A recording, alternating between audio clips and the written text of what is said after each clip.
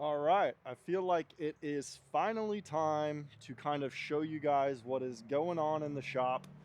Um, we are getting pretty close to being finished. Obviously, there's still a lot more work to do before we can get going on like projects for customers and things like that. In my opinion, I mean, we're ready, but I'd like to just get this finished up. That way, I can not have to worry about it anymore, and we can move on to the customers' projects and doing different kinds of cool creations and things like that. So, here, let's go take a look. I'll show you guys what's going on.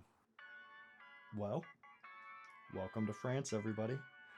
This is the garage that I've been working on for the last couple months now and getting it ready to become the new woodworking shop. So I'm super excited to get this process started and honestly get it over with as well, because I want to get on to making more custom and unique pieces and not focus on the remodeling, which I've done for the last several years now back in Ohio. So I had a company out there, and that company, we did home remodels. It was a handyman company, and it quickly spiraled down into doing these larger remodels for people, like bathroom remodels, kitchens, basements, and just anything you could imagine inside and outside of people's homes.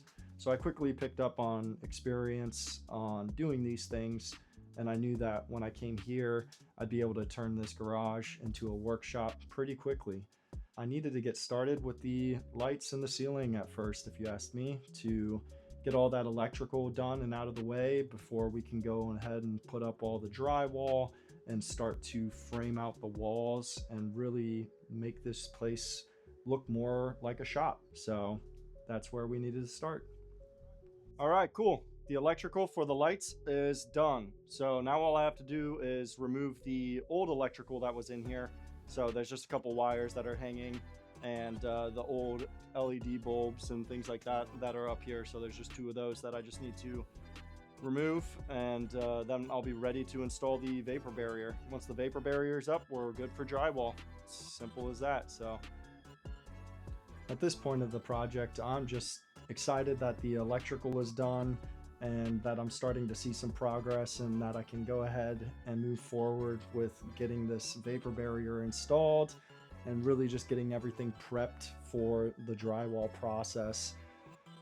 Once you stand back and look at it, it's easy to keep yourself motivated in this case when we're in the beginning of the project. But then once you start to get to the end of projects, at least for me, it's super hard to stay motivated to just punch through it and finish the rest of the project. I think they say something about like an 80% rule, where a lot of people will get about 80% done with a project, and that final 20%, they kind of just tell themselves, yeah, I'll get to that eventually. And I definitely fall into that category at times, where I just want to get it done, but once I get through about 80% of it, I just look back at it and I'm like, oof, I'll finish that later. Yeah, I'll get to that at a later time. But here, I still had juice in the tank, and I knew that I could keep pushing on to get this ceiling up and then finally get the lights installed, which was just going to be a huge step for me at the end of the day to really just get this buttoned up and get moving on to the next part. Because I think that once you get like one part of the project done and you stand back and you look at it, it kind of gives you a little bit of a refill on that tank to push forward and do the next thing 80% of the way. And then you just keep doing that until the end when everything's 80% done. Cool. We've got all the lights in. They are in and installed. Check it out. Let's give you a quick look.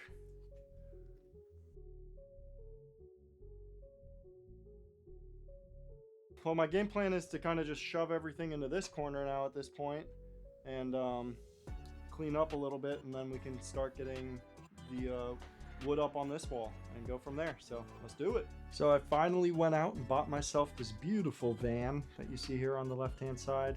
It's a Peugeot Partner 3. It was a game changer for me to do the work that I needed to do. Before, I was using any means necessary to get some materials here and things like that, but nothing was really big enough to kind of haul the wood and drywall and things like that. So once I finally got the van in my possession, it was a lot easier to move forward in this project and get everything that I needed over here. So I was super excited and still am super excited about that purchase. It's been treating me very nicely, and I think it's really cool at the end of the day. I've never had a work van. Back in the States, usually we have trucks. So I had a couple of trucks for the company and enclosed trailer and flatbed trailer. And that was kind of how we did our work over there. But here in France, the roads are really small and people don't really have trucks. I mean, I think I've seen 2 trucks, 3 trucks around here. And it's just when I see them, I'm like, man, one day I will have another truck again. Because it seems like the people who have trucks out here all have really nice trucks. Like I see a Ford Raptor driving around, the what's it called? The T-Rex from I think it's Ram or Dodge Ram. Those are the same thing. But anyways, if people have trucks out here, they seem to be the super nice trucks, and I'm like, oh, I can't wait to get my hands back onto one of those. So, but for the most part, people around here work out of vans. So they just have larger vans, kind of like the Mercedes Sprinters, or like what I have, the Peugeot Partners and Citroen. And yeah, it was definitely different for me because I'm just so used to having a truck. But over here, if you had a truck, it's really hard to find parking spaces at times, especially if you go to like Bordeaux and things like that. I couldn't even imagine of it would just be a nightmare to get into parking garages and things like that because they just have smaller cars over here. Even the SUVs and things like that, you barely see them around here. Most of them are just these tiny cars, and it works for them, I guess. But in the US, it is completely different because there are just large cars everywhere in the US, and driving down the highway, I can't even tell you how many trucks you run into. And out here, you just don't see that. But it's different. There's a lot of things different about here, including things like the grocery stores. So the grocery stores a lot of the times are closed on the weekends during certain hours and things like that. And the same goes for restaurants and any kind of establishment, honestly. A lot of the restaurants are closed sometime around lunch so that the employees can go out and eat and things like that. And that's just different for me. I mean, I wanted to go and grab lunch one day, so I just decided, hey, it's 12:30. I'm sure I can go find some food to eat. And I drove down to where there's a couple different restaurants in the area, and all of them were closed. So I looked on Google and I was like, okay, this one's, 15 minutes away, but it says it's open. I'll drive there real quick and get some food and then come back and get back to work. So I drove all the way out there and they were closed. And I was like, oh my gosh. So I just went home, skipped lunch. I'm used to doing that, and got back to work because I was tired of driving around trying to find lunch. So I told my wife about this, and she tells me, well, yeah, it's not the time to go and get lunch around here in France. That's not how businesses work. I was like, what do you mean that's not how businesses work? How do they make their money if they're a restaurant and they're closed during lunch hours? And she's like, well, they open for a certain time during lunch, so you need to go during those times. And I'm like, okay, yeah, that's different, because back home we have 24/7 places all over, and here I don't even know if that exists. So that was kind of another business idea that I was thinking of maybe down the line, a 24/7 restaurant or something else, but just something that's 24/7, because there's nothing out here that's open that far, unless apparently you go into the city. Then there's places that stay open during those times and things like that. But where we live is in a smaller village on the outskirts of Bordeaux, and all of the smaller villages apparently follow those same rules, where they close down for lunch times and then open back up maybe for a select dinner time before closing down again. So there's a lot that I had to learn. Even the hardware store where I went to go and grab some lumber for the shed that I was building in the backyard. I showed up at, I think it was probably also around 12:30 or so, and they were closed. And so I had to come all the way back home and just wait another hour before going back to grab the 4 pieces of wood that I needed for the shed. So I've got some learning to do about the cultural differences here, but I'm slowly picking it up, just like I'm slowly picking up the French language. But it's kind of sad to say that my 4-year-old daughter has just outpaced me so badly in speaking French. And I think that's because she's in school, and so she's surrounded by it more. So I'm just going to give her the benefit of the doubt there, that that's the reason why, and not that I'm a slow learner, because no, that's just not possible. I'm a smart man. But French, yeah, sometimes I don't even understand my own daughter at this point, because she's starting to speak French constantly, and I'm feeling like I'm falling behind, even though I'm doing my Duolingo every single day and learning more. That little girl will come home and spew out just a paragraph of confusion, is what I like to say, because I have no idea sometimes what she's trying to tell me, even though it's usually, "Daddy, I want to play with you in my room and have a tea party." But now I'm finally starting to understand a little bit more about how things work around here, and I can definitely pick up on the language a little better as well, which is starting to be really nice. But speaking it, I'm still a little nervous about doing that. I'll do it with a select few people where I'll try and spew out some French, but for the most part, I'm asking people if they speak any English at all, just so that I can get in and get out of the stores and things like that. But not too many of them are speaking too much English around here. And I think it really just depends also on what parts of France you go to, apparently. So I've ended up in a part where they don't speak much English, but that's okay, because I will slowly learn to adapt and move on. At this point, I'm probably running into that 80% rule, where I'm finishing up little things along the way, and then I'm like, you know what? It is time to get this next part of the project done. In this case, cabinets, because I wanted somewhere to finally put some of these tools and get organized. It's just impossible to work in a huge mess, if you ask me, because I don't know where I'm placing tools, and I just get lost to where it ends up taking me way more time than it's necessary to get the jobs done. So I moved on to making the cabinets at this point, and I knew that that was going to help me with just putting things away and being able to find them easier. So with these cabinets, I think it's just easiest if you cut all of your pieces at first. So you get everything ready, you get the panels ready, you get the supports ready, and then you go ahead and cut your grooves in there for the backer panels and everything. You just do it beforehand on all of the pieces. It might seem like it takes more time, but at the end of the day, it makes it so much easier to just get everything done on these pieces.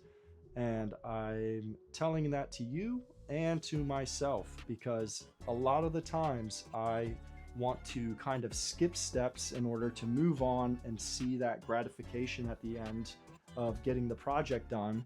But it would have been easier if I listened to myself and just sanded all of these boards down beforehand, instead of having to sand them while they were already built and everything like that. So there's a fine, example of how I'm telling myself and you guys back at home to just do all of those steps beforehand, and it's really going to make it easier on you in the end of the day to have everything done and then just kind of put everything together like Legos, instead of coming back through and doing those things later on.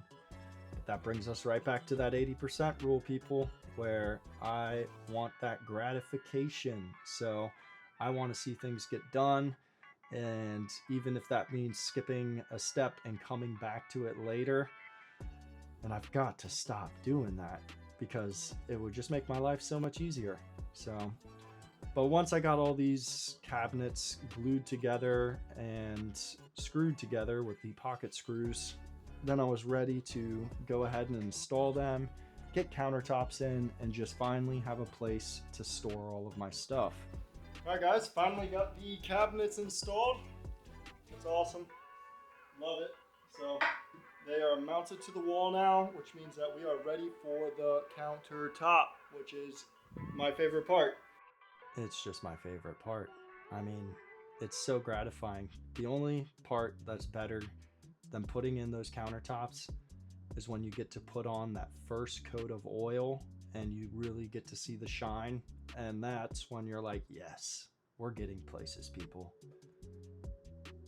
It is time now to try and hang these cabinets up. So wish me the best of luck because they are assembled and put together, which means that they're extra heavy.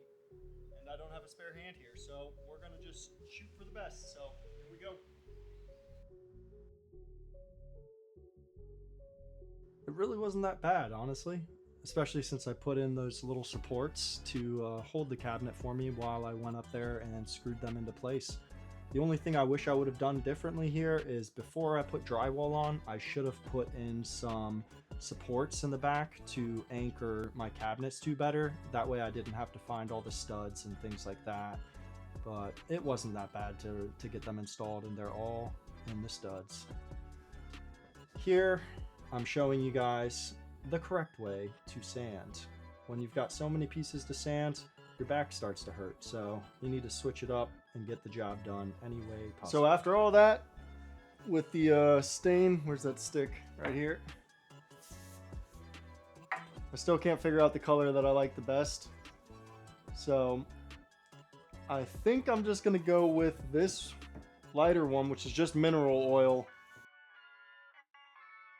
After I got all those slats cut down to size and sanded up and just way too much work put into those things, I oiled them all up and got them ready for installation on that back door area.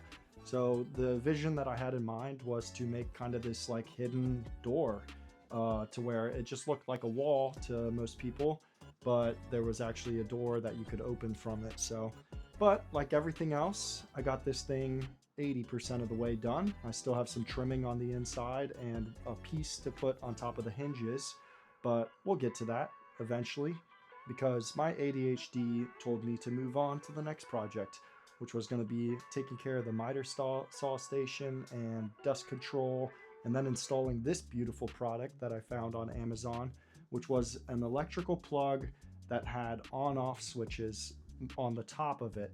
And I was like, hey, wouldn't that be cool if I just flush mounted that into the cabinet or countertop and was able to control the miter saw, the vacuum, and the compressor all by just clicking the button on top instead of having to open the drawers and manually turn everything on.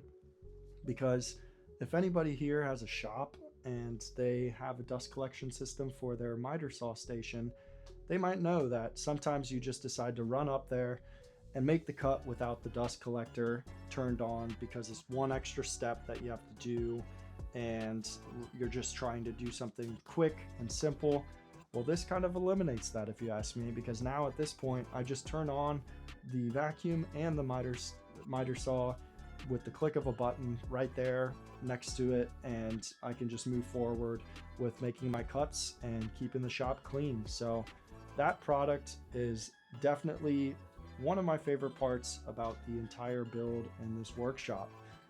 It's made a huge difference on turning things on and off for me and just kind of keeping me from making a mess in here. So I would recommend that to anyone else who has a shop. This part though is one of my favorites after the countertop was installed, and by installed I mean placed there because I knew I wasn't ready to mount them yet, but oiling up the countertops.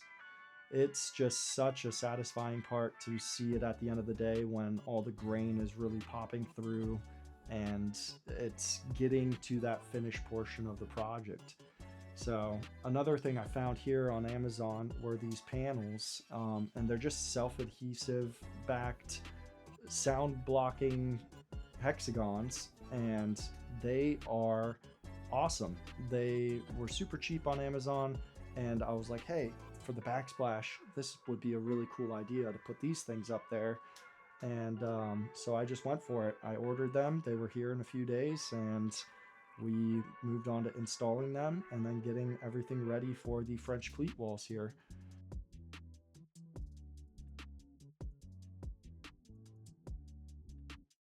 I'm pretty excited, guys, that the shop is finally coming together here. So it's going to be time now to get this video posted for you guys, and then we can keep moving on, get these doors done, and start on the project. So now that Christmas time is coming up, I think we're going to do a little bit of some Christmas projects to sell online and those kinds of things, along with a chicken coop, which we really desperately need because we love to eat eggs. So hope you guys enjoy this shop so far, and stay tuned.